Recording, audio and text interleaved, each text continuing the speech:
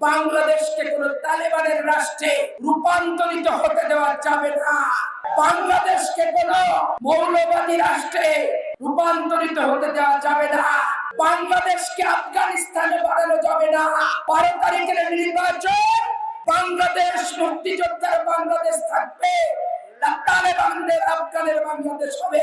এটাই হচ্ছে 12 তারিখের নির্বাচন। আমরা মুক্তিযুদ্ধের চেতনাকে, সবুজের বুকে লাল পতাকাকে উলঙ্ঘিত হতে দেব না, দেব না, দেব না।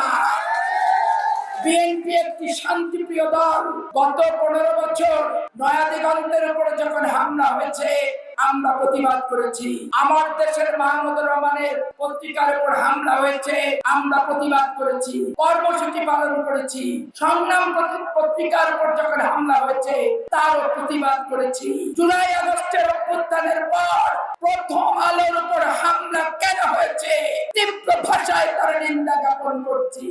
ডেইলি স্টার পত্রিকার উপর কেন হামলা হয়েছে তীব্রভাবে তার নিন্দা জ্ঞাপন করেছি। উদীচী ছায়ানট কেন ভাঙচুর করা হয়েছে হুকুম দিয়ে তার বিরুদ্ধে তীব্র প্রতিবাদ করছি। আজকে মুক্তিযোদ্ধাকামী দেবীনগরবাসীকে বলতে চাই, বাংলাদেশকে কোন তালেবানের রাষ্ট্রে রূপান্তরিত হতে দেওয়া যাবে না। 12 তারিখের নির্বাচন বাংলাদেশ মুক্তিযোদ্ধার বাংলাদেশ থাকবে, তালেবানদের আফগানের বাংলাদেশ হবে। এটাই হচ্ছে 12 তারিখের নির্বাচন।